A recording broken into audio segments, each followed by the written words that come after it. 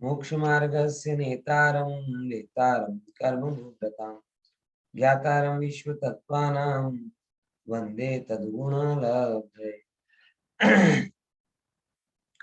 तत्वार सूत्र में हम सामायिक व्रत के ऊपर काफी विस्तार से चर्चा कर रहे हैं, है ना। और सामायिक व्रत की चर्चा में कल थोड़ा इस बारे में विश्लेषण किया था, मतलब आखिरी क्लास में, कि सामायिक कंपलसरी होती है और सामायिक करनी चाहिए, सामायिक क्यों करनी चाहिए, कैसे करनी चाहिए, ऐसे तमाम प्रश्न थे जो अपन ने उसमें से निकाले। अब थोड़ा अपन स्लाइड के हिसाब से उसकी चर्चा करते हैं, ठीक है ना। सामायिक कहाँ होती है तो बताते हैं। मर्यादा के बाहर व भीतर के क्षेत्र में जो भी आपने देश व्रत में मर्यादा ली है, उस देश व्रत की मर्यादा के बाहर व भीतर के क्षेत्र, जैसे कि अगर बाहर इसकिस अर्थ में आएगा कि फॉर एग्जाम्पल वो तो थोड़े टाइम के लिए ली जाती है देश व्रत की मर्यादा, लेकिन सामायिक तो ज्यादा की जाती है, तो उस समय के लिए देश व्रत की मर्यादा के बाहर जाए, अथवा देश व्रत पूर्वक सामायिक करे तो और अच्छा। तो मर्यादा के भीतर व बाहर कुछ काल के लिए, इसके लिए कुछ काल के लिए समस्त पापों का त्याग, ये एक मुद्दे की बात है। सामायिक मतलब ये समझ लो कि थोड़े समय के लिए हम बिल्कुल पापों से रहित, पाप रहित होकर अपने आप को देखना चाहते हैं, जानना चाहते हैं, अनुभवना चाहते हैं। बराबर। हमें अपने चरित्र पर किसी भी रूप में पापों के दाग बर्दाश्त नहीं, ये विचार करने वाला परमानेंट तो साम करके मुक्ति चाहता है, लेकिन अगर नहीं हो पाए तो कम से कम कुछ समय के लिए वो फर्जियात कंपलसरी 2 से 3 जितना भी उसके बार होता है उतनी बार वो पापों से मुक्त होना चाहता है। ये इस सामायिक की अनिवार्य शर्त है। बराबर ख्याल में आ रहा है कि नहीं आ रहा? तो ये बड़ी महत्वपूर्ण बात यहाँ से निकल के आती है। अपने जैसे नहीं होता ना कि अपने मन में नहीं होता ऐसा कई बार कि भाई हम चाहते हैं कि हम राजा के जैसे रहे, होता है कि नहीं होता कई बार कि ऑर्डर पे हमें, हमारे घर में स्विमिंग पूल हो, हमारे आजू बाजू 4 से चाकर हो, जो खाना नहीं कमे बन पड़े, बनाना नहीं पड़े, परमानेंट ऐसा चाहते और परमानेंट नहीं कर पाते तो महीने 2 महीने में 1-2 दिन के लिए रिसोर्ट घुमाते। कर पाते कि नहीं कर? अल्टीमेटली रिसोर्ट का लोग जीव चाहता है कि ऐसा जीवन जीव, लेकिन जब वो ऐसा जीवन परमानेंट नहीं जी पाता तो थोड़ा बहुत धन खर्च करके 1-2 दिन का राजा बनता है कि नहीं बनता? रिसोर्ट का राजा, वहां जाके वो सबके ऊपर अपनी गुस्सा निकालेगा, वहां जाके सबसे अपनी बातें करेगा, ए तू लेके आया नहीं, ए तू ऐसा किया नहीं, स्विमिंग पूल करेगा, मतलब जो जो उसके मन की दमित इच्छाएं हैं उन दमित इच्छाओं को 1000-2000 रुपए में पूरा करना चाहिए। समझ में आया है? जैसे जैसे रिसोर्ट वो सब बात है ख्याल में। तो यही बात यहाँ पे बता रहे कि भाई हमारे आपकी किसी के भी मन में जो ये पापों की भावनाएं हैं, उन पापों की भावनाओं को ज्ञानी बिल्कुल बर्दाश्त नहीं करना, और जब वो इनको बर्दाश्त नहीं करना चाहता तब वो कुछ समय के लिए ही सही पाप रहित अपने आप को देखना चाहता है। और जब पाप रहित अपने आप को देखना चाहता है तो उसे कौन सा उपाय श्रेष्ठ लगता है? सामायिक। सामायिक की सबसे बड़ी खूबी है कि अंतर्मूर्त के लिए कम से कम ये जीव ये मानता है कि ये ही मैं हूं, बाकी और कुछ नहीं। बाकी तो 24 घंटे अपन ये श्रद्धा में पड़ा रहता है, लेकिन प्रवृत्ति में तो भी आत्मा ही मैं हूँ, शरीर नहीं हूं, ये कहाँ परमानेंट आता है? बराबर ख्याल में आया कि नहीं आया? इसीलिए सामायिक की विशेषता है। तो फिर क्या करता है, संपूर्ण द्रव्यों में राग द्वेष के त्याग पूर्वक आत्म भावना की प्राप्ति करना। क्या बोला, क्या बोला सामायिक में अगत्य की बात, संपूर्ण द्रव्यों में राग द्वेष का त्याग करके कोई भी, जो अपन कहते हैं ना, एक परमाणु की भी मने न स्पर्श न, कि मुझे एक परमाणु की भी स्पर्श करने की इच्छा नहीं, ऐसा अंदर का भाव। बराबर, बोलो ये सामायिक का कितना उत्कृष्ट एकदम। आप, मैं इसलिए कहता हूं क्योंकि हम भी संसार में रहते हैं, हम भी जगत को देख रहे जान रहे, हमें भी पता चलता है बारंबार कि संसार में रहकर जितने भी पदार्थ हमारे अंदर में विचार के रूप में आते हैं, आज सुबह चर्चा में भी यही बात आई थी, वो सारे पौद्गलिक ही हो। कुछ भी पाने का भाव, कुछ भी लाने का भाव, कुछ भी करने का भाव, वो सारे के सारे भाव किसको टारगेट करके हैं, पौद्गलिक। और अगर आप एक क्षण के लिए भी ये मानो कि पुद्गल को कभी मैं पा सकता नहीं, मैं पुद्गल रूप होता नहीं, पुद्गल मेरे रूप होता नहीं, तो आपको लगेगा कि वास्तव में करने जैसा कुछ बचा ही नहीं। पूरी ईमानदारी के साथ आप क्षण मात्र के लिए कौतूहल से ही सही अपने आप को आत्मा मान के देखो, फिर बोलो मुझे क्या करना। कुछ आएगा ख्याल में, आराम करવું છે, સુઈ જવું છે, સવાર ઉઠીને ઓફિસ જવું છે, રસોઈમાં આમ બનાવવું છે, ફરવા ત્યાં જવું છે, ઘરમાં આ ખૂટી ગઈ છે લાવવું છે, એટલે કોઈ પણ જાતનો વિકલ્પો તમને રહેશે નહીં। કયા વિચાર માત્રથી, જે તમને સવાર સાંજ રોજ શીખવાડું છું કે હું છું આત્મા, હું શરીર નથી, આટલા વિચારની સ્વીકૃતિ માત્રથી અનંત વિકલ્પોનો સમાધાન થઈ જાય। બોલો કેટલા લોકો તૈયાર છે એને સ્વીકાર કરવા માટે? હે, વિચાર કરીને કેટલી સહેલી, કેટલી સિમ્પલ, કેટલી રિયલ વાત છે। કઈ પેચ નથી, કઈ અવાસ્તવિકતા નથી, એકદમ સરળ સુલભ। હું છું આત્મા, હું આત્મા છું, દેહાદિથી ભિન્ન છું। કેમ? કેમ કે દેહ લઈને હું આવ્યો નથી અને દેહ લઈને જવાનો નથી। દેહ થી પહેલા હું હતો, આ દેહ પછી પણ હું રહેવાનો, એટલે આ તો સિદ્ધ થાય જ છે કે હું શરીર નથી। અને પુનર્જન્મના ઘણા કિસ્સાઓ પણ આપણે સાંભળ્યા છે, સાંભળ્યા છે કે નહીં?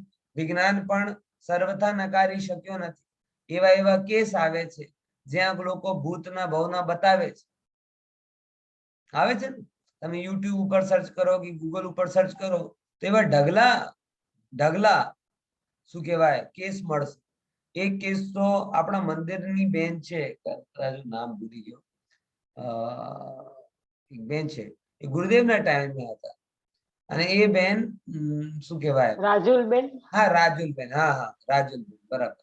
એ જાહેરમાં પોતાનો પૂર્વભાવ કહેતા હતા, ગુરુદેવને પણ એમની નોંધ લીધી છે કે ભાઈ હું અહીંયા હતી, આમ હતી, તેમ હતી, બધું કહેતા હતા, આ મારો સાસરિયો હતો, આ મારો આમ હતો। પછી ધીમે ધીમે ભૂલી ગયા કે પછી કઈ પણ ખબર નથી। એવા ઢગલા કેસ, એટલે વિજ્ઞાન ભલે એ વસ્તુને સ્વીકારી શકતો નથી, કેમ કે એને અમુક શું કહેવાય પ્રૂફ નથી મળતા, અને એની પ્રૂફની પરિભાષા પણ જુદી છે। એ પૌદ્ગલિકને લેબ ટેસ્ટિંગને પ્રૂફ ગણે અને એ પોસિબલ નથી। આત્મા ઇન્દ્રિયો વડે જણાતો નથી, અને ઇન્દ્રિયો વડે જણાતો નથી માટે એ જાણમાં આવતો નથી। પણ તોય હવે એ શા માટે વાત કરી મેં રાજલબેનની સાથે, એક કીધા ગુરુદેવે કીધું અને છાપામાં પણ આવ્યું। આવા ઓછામાં ઓછા એક જગ્યા હું વાંચતો હતો, દિવ્ય ભાસ્કરની એપ્લિકેશનમાં વાંચતો હતો, ત્યારે રાજુલબેનનો કેસ પણ એમાં આવેલો હતો। રાજુલબેનનો એ 5-10 કેસ હતા ને, એમાં રાજુલબેનનો કેસ પણ લખ્યો હતો, તમે કદાચ જોશો તમને મળી પણ જશે, બરાબર। એટલે આ બધું હું કેમ કે શાસ્ત્રથી તો સિદ્ધ છે જ, આગમથી તો સિદ્ધ છે જ કે આત્મા અનાદિ અનંત છે, પણ અમુકો કેસીસ એવા પણ હોય છે જ્યાં આવું પણ, અને પછી બધાને કેમ નથી રહેતું આવું કોઈને પ્રશ્ન થતો હોય, હું મારા પૂર્વજન્મની વાત મને કેમ યાદ નથી?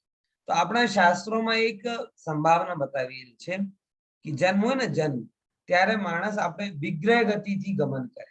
કઈ ગતિથી? વિગ્રહ ગતિ. જેમ કે વિગ્રહ એટલે આત્મા જન્મ લીધા પછી સીધો સીધો શું કરે? બીજી દેહ પકડવા માટે જાય. તો જ્યારે પછી જ્યાં હોય ત્યાં વળાંક લે.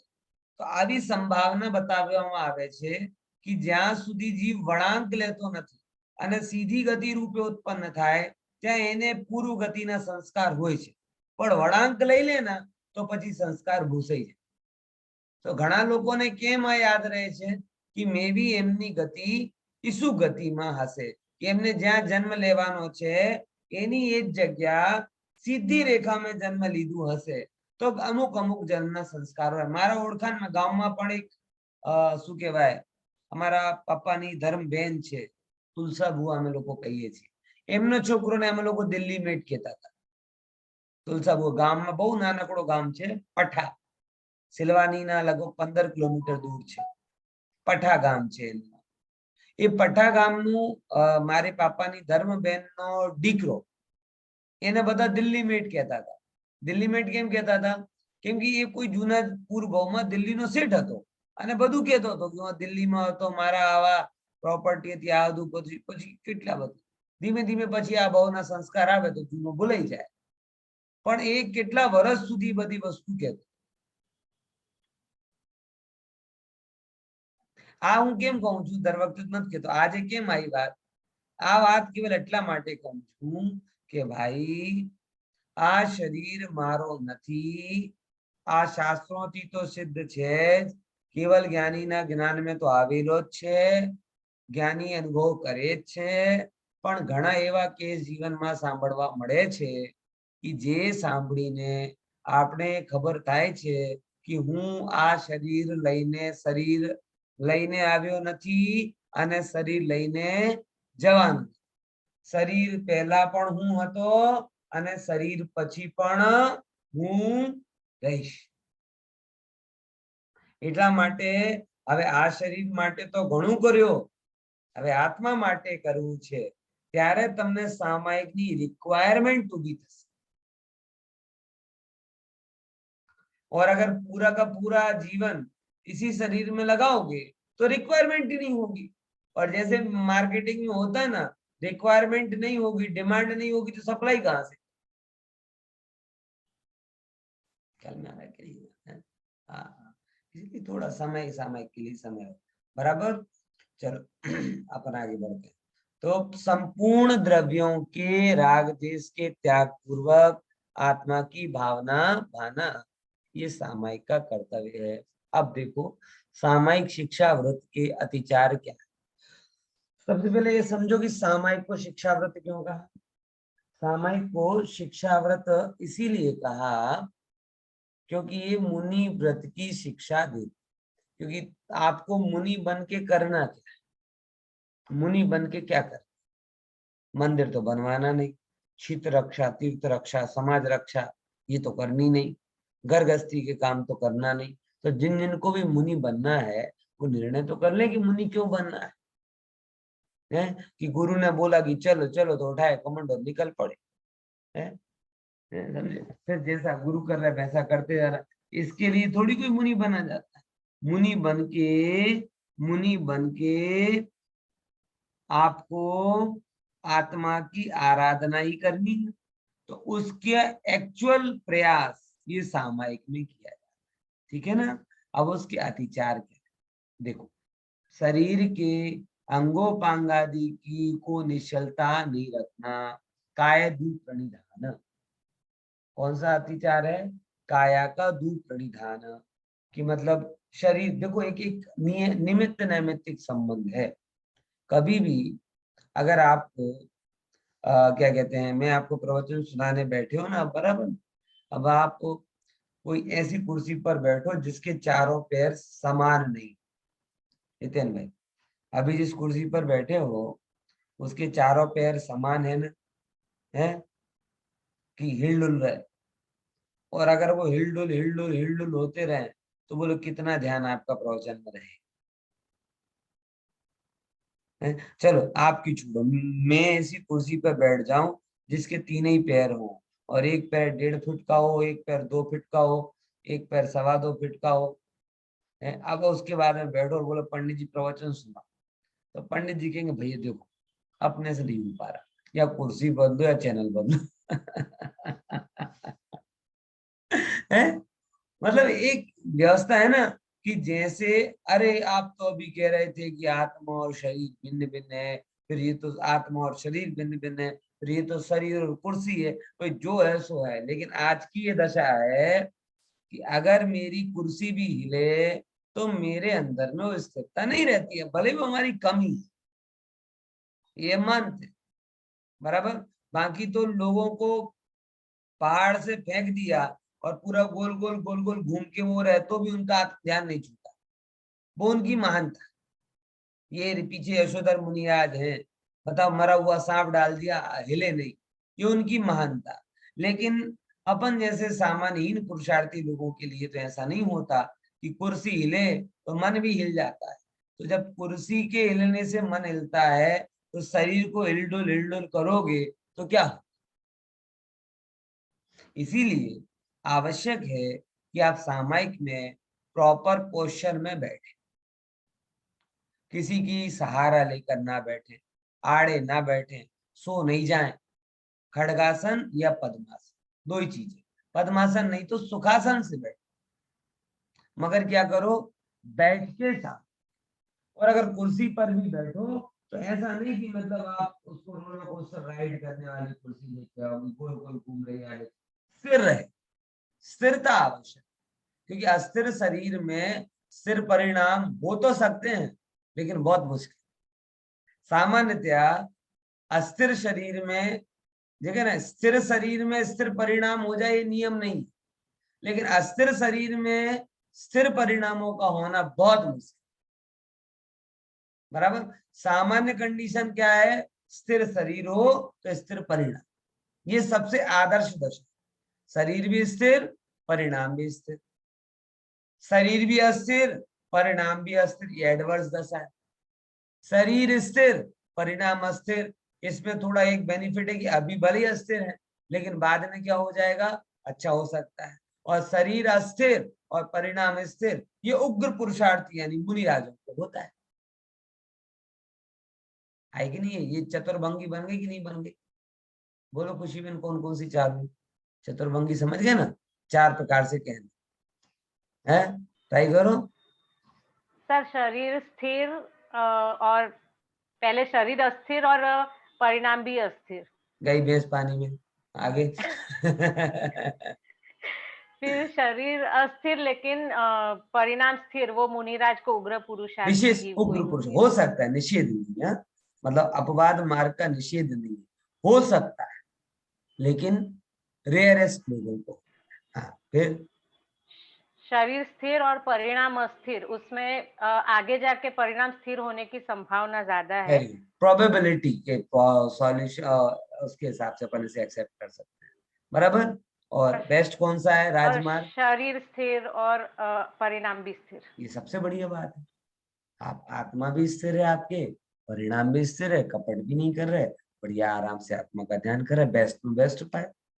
बराबर, समझे कि नहीं समझे? तो अधिकतर हम कौन सी दशा में रहते हैं? चौथी, तीसरी, दूसरी, पहली है इतने भाई। एक तो आ सोती बता सर रहा है। दोनों अस्थिर।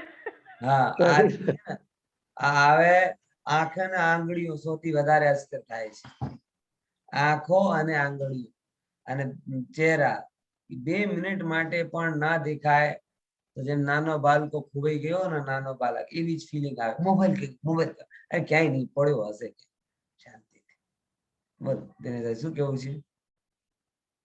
કઈ કેવું છે દિનેશભાઈ ને? નથી? ઓકે સારું, વિચાર આવ્યો તો પછી કહીશ એવું કે।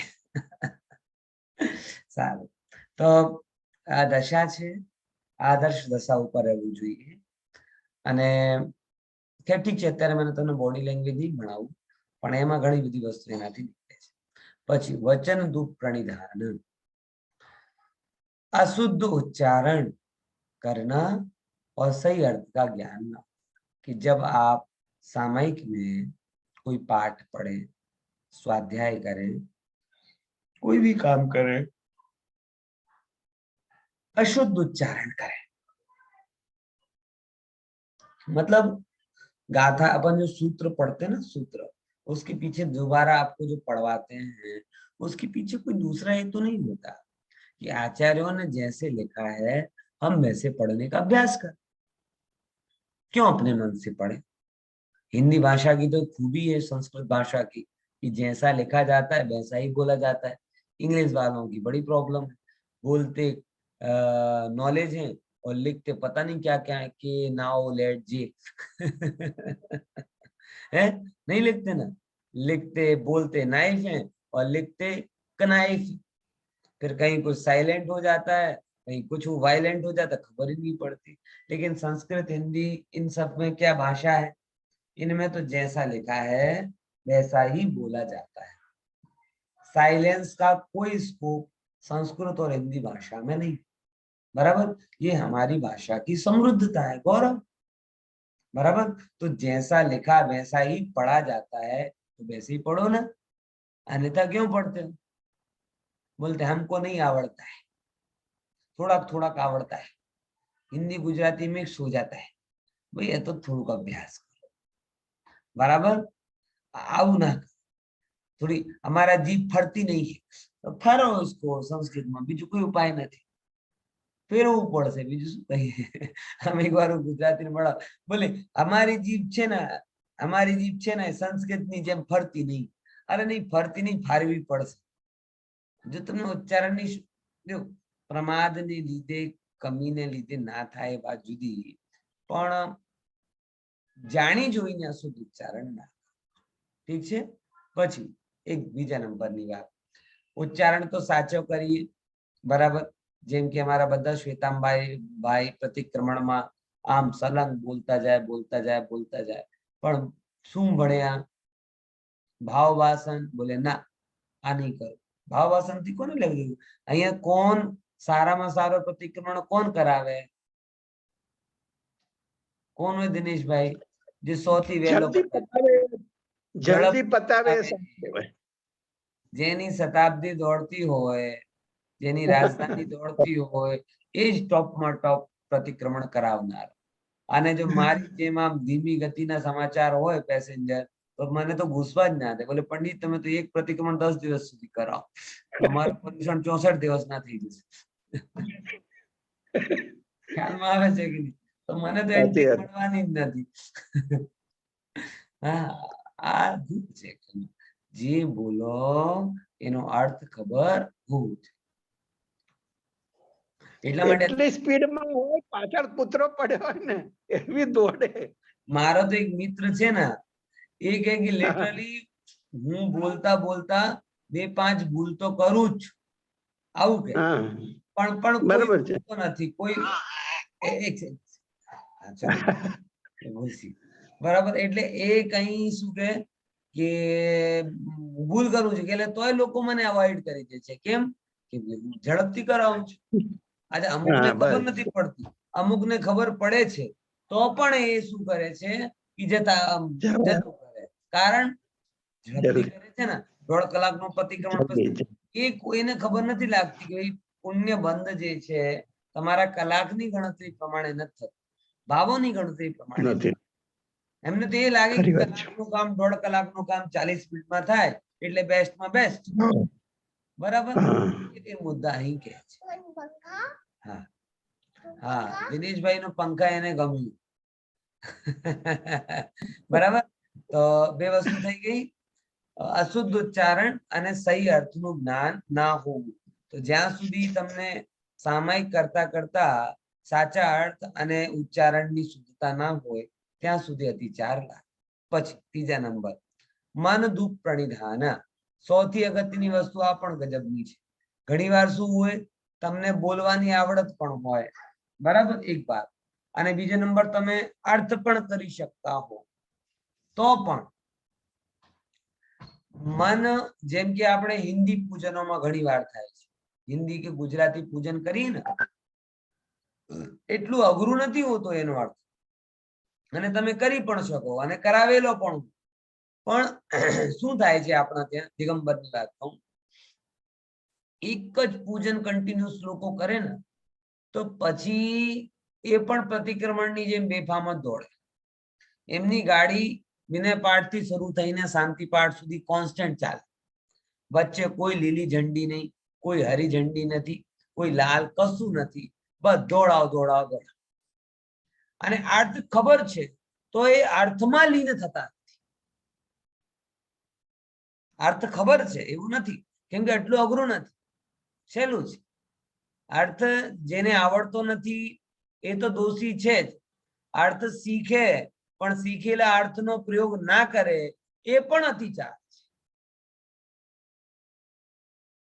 એટલે ટૂંકમાં કહેવાનું મતલબ એટલું જ છે કે મેકેનિકલ તમે કોઈ ક્રિયા કરવા લાગો, કેવી રીતે?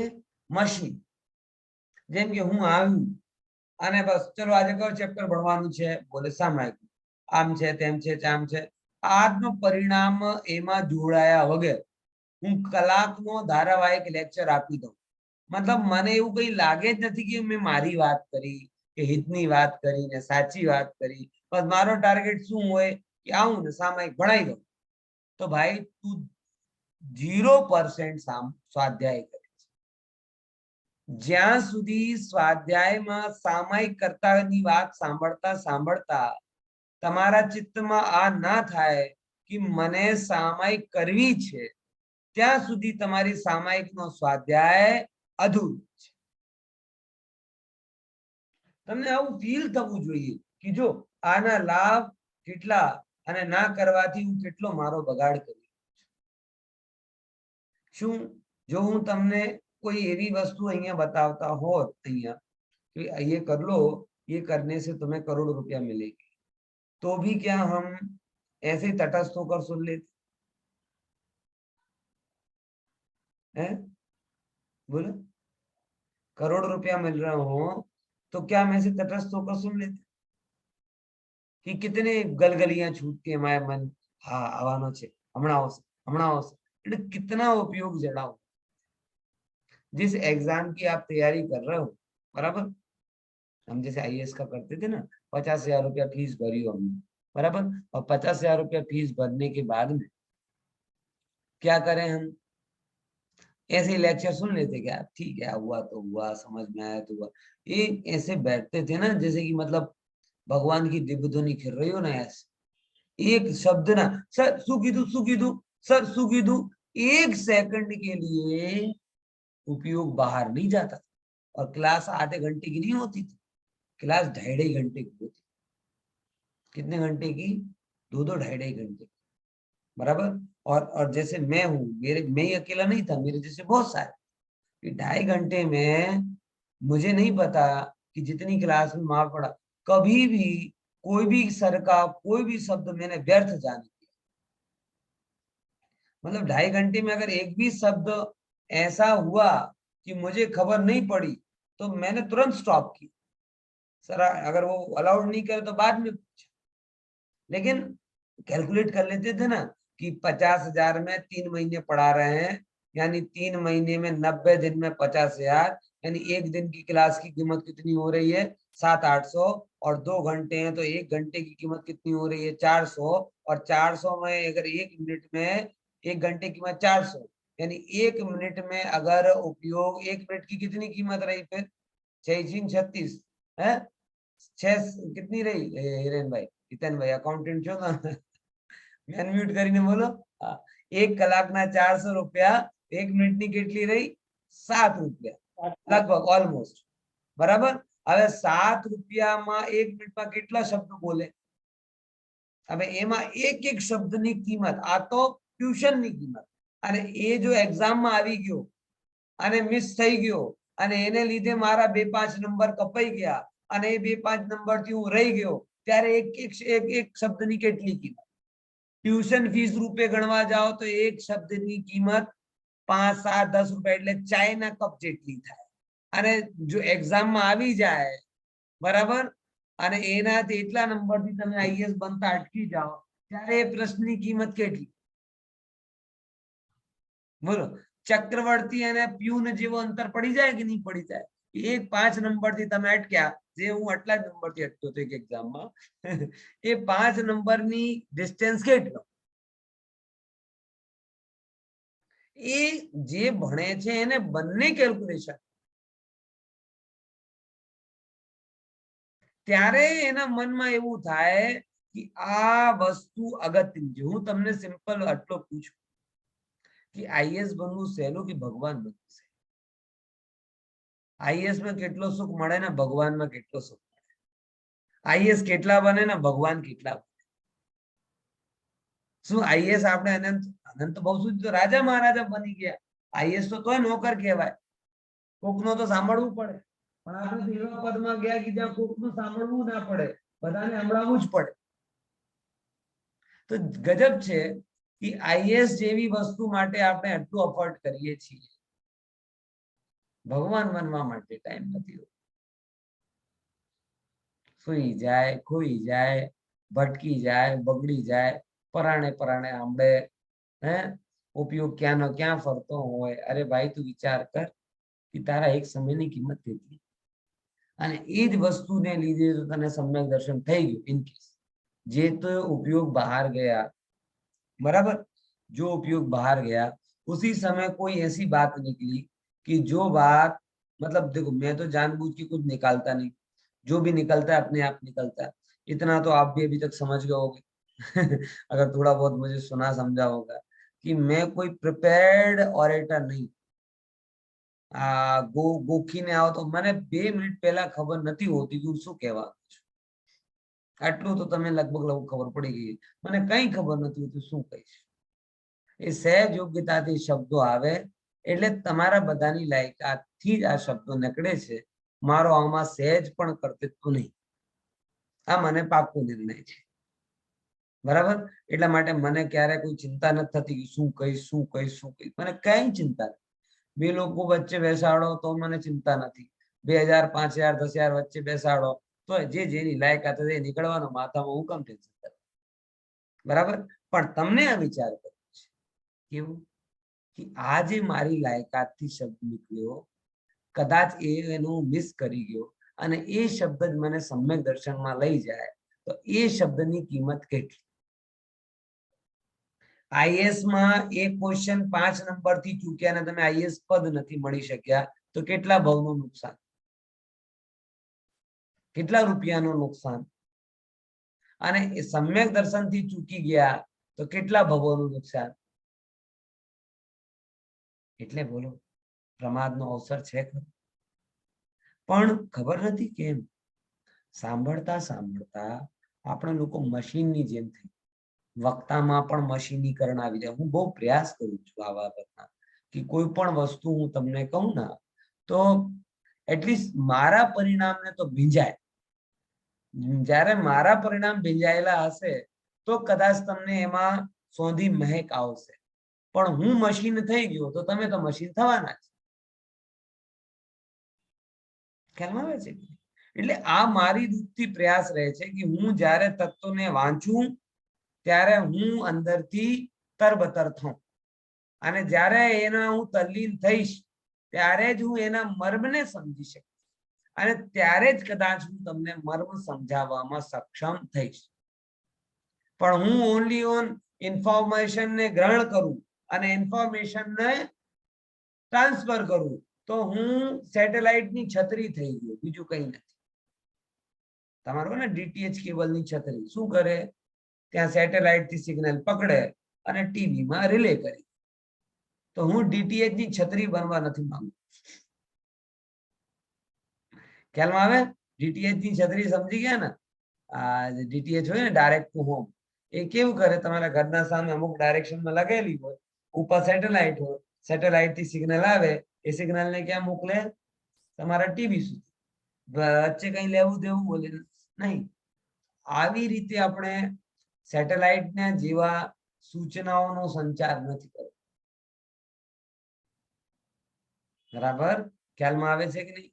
આ તો કેવો છે કે આપણો આ તો ફૂલની જેમ છે કે ભાઈ ફૂલ બગીચામાં છે તો સુગંધિત, બગીચાથી ગાર્ડનર તોડીને લાવ્યો તો એ સુગંધિત, ગાર્ડનર પાસેથી દુકાનમાં આવ્યો તો સુગંધ, દુકાન પાસેથી કસ્ટમરની હાથમાં આવ્યો તો સુગંધ, કસ્ટમર પાસેથી ઘરમાં આવ્યો તો સુગંધ, સૂકી ગયો, પાંખડી જુદી જુદી થઈ ગઈ તો સુગંધ, જ્યાં સુધી પડ્યો છે ત્યાં સુધી સુગંધ જ રહેતી.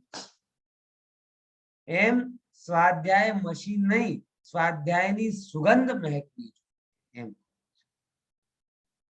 સૂચનાઓથી સ્વાધ્યાય નથી થતો, અંદરના ભીંજાયેલા પરિણામથી સ્વાધ્યાય થાય છે. બરાબર. અને દુર્ભાગ્યથી કહું તો મુમુક્ષુ સમાજમાં પણ ઘણી મશીનો તૈયાર થઈ ગઈ છે. મશીનો સમજી ગયા ને, એ શું કરે, હે કલાકનું ટોકન લઈને અંદર આવે અને જેવી ગયા એવા ને એવા પાછા થઈ જાય. એ માણસ નથી, એ મશીન છે. માણસ હોય તો સુખો જાય એ ભીનો થઈને આવે, અને કોરો ગયો ને કોરો આવે, એ માણસ નથી, મશીની રૂપમાં સ્વાધ્યાય કરે છે. બરાબર. એટલે એના માટે શું જરૂરી છે કે તમારું મન ક્યાં રમવું જોઈએ? અર્થમાં રમવું જોઈએ. અર્થ માટે આપણે રમીએ છીએ, પણ આપણે અર્થમાં રમવું જોઈએ. ખબર પડી શું કહેવા માંગુ છું? આખી દુનિયા શા માટે રમી રહી છે ખુશીબેન? અહીંયા જોશો તો ખબર પડશે કયા અર્થની વાત કરું છું. નાણા શું કહીએ એને, શું કહીએ ગુજરાતી બહુ સારો શબ્દ કહેવાય ને, નાણા. એ કોઈ ચાલુ શબ્દ છે. બરાબર. એના પાછળ શું છે? બધા રમી રહ્યા છે. આપણે અર્થમાં રમવું છે, અર્થ માટે નહીં રમવું. ઠીક છે, આ સમજી લેવાનું. પછી બે ઓર કારણ છે અનાદર. અનાદર પણ બહુ શાંતિ છે, કરે તો છે પણ ઉત્સાહ નથી. હું સ્વાધ્યાયને, સામાયિક અને સ્વાધ્યાયને અત્યારે ભેગું કરીને કહું છું, પણ સામાયિક એના કરતા પણ ઊંડી છે, જે મેં 6 લેવલમાં તમને જણાવી છે. ઘણા લોકો સ્વાધ્યાય સાંભળે, હવે ઠીક છે હવે ચાલુ કરી દીધું છે તો થોડુંક ચાલે, કંઈક સંભળાશે, જેટલું કામમાં પડે. એ શું બતાવે? ઉત્સાહહીનતાને બતાવે. તમને આનો આનંદ થવો જોઈએ. 3 લોકની સર્વોચ્ચ વસ્તુને સામે આનંદ ના થાય